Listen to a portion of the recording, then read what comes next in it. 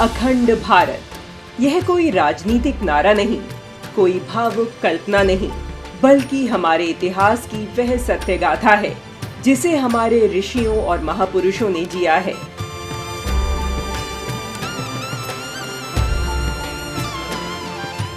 भारत कोई सीमित भूभाग नहीं था। यह तो वह भूमि है जहां गंगा से लेकर गोदावरी तक, हिमालय से लेकर कन्याकुमारी तक और गांधार से लेकर सुमात्रा तक एक ही सांस्कृतिक चेतना प्रवाहित होती थी। रामायण और महाभारत जैसे ग्रंथ हमें यह नहीं बताते कि भारत कहां से कहां तक था, बल्कि हमें यह अनुभव कराते हैं कि भारत क्या था। जब राम उत्तर से निकलकर दक्षिण में लंका तक की यात्रा करते हैं, तो वह केवल एक कथा नहीं, अखंड भारत की सांस्कृतिक एकता की यात्रा है। महाभारत में वर्णित भारतवर्ष वह है जिसमें काबुल से लेकर काम्बोज, मिथिला से लेकर सिंघल तक हर क्षेत्र भारत की आत्मा से जुड़ा था। वहीं ऋग्वेद हमें सप्त सैंधव की भूमि में ले जाता है, जहां से भारतीय संस्कृति की प्रथम ज्योति जली। सतलुज, सिंधु, ब्यास, चिनाब, सरस्वती, वित्स्ता, रावी, ये नदियां केवल जलधाराएं नहीं, यह भारत के लोगों की रगों में बहता जीवन है। पुराणों में भारतवर्ष के 9 खंड बताए गए हैं: इंद्रद्वीप, नागद्वीप, वारुण द्वीप आदि।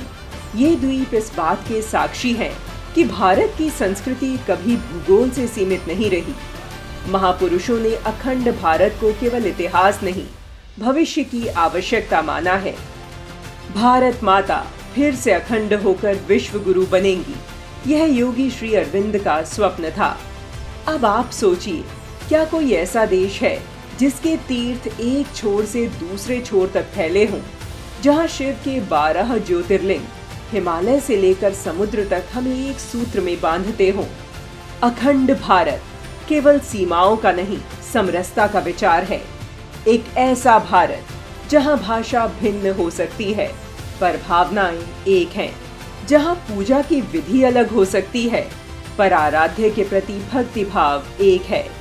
आज जब कुछ कुंठित मानसिकता के लोग अपने राजनीतिक स्वार्थ के लिए क्षेत्रवाद और भाषावाद के आधार पर समाज में विभाजन पैदा करने का षड्यंत्र रच रहे हैं, तब हमें अपने ग्रंथों, अपने गौरवशाली इतिहास और अपनी आत्मा को सुनना होगा।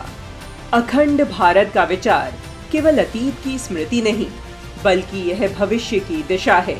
यह मात्र राजनीतिक या भौगोलिक भारत की चर्चा मात्र नहीं, बल्कि यह उस भारत की कल्पना है जो सांस्कृतिक रूप से चारों दिशाओं में विस्तृत है। यह उस सांस्कृतिक भारत की कल्पना है जिससे वसुधैव कुटुंबकम का भाव उदित होता है।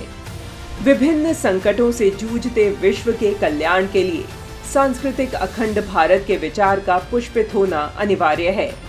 आइए इस बात पर विचार करें कि हम अपने गौरवशाली इतिहास को केवल पढ़ेंगे नहीं, उसे पुनर्जीवित करेंगे, क्योंकि अखंड भारत कोई कल्पना नहीं, हमारे इतिहास की सत्य गाथा है।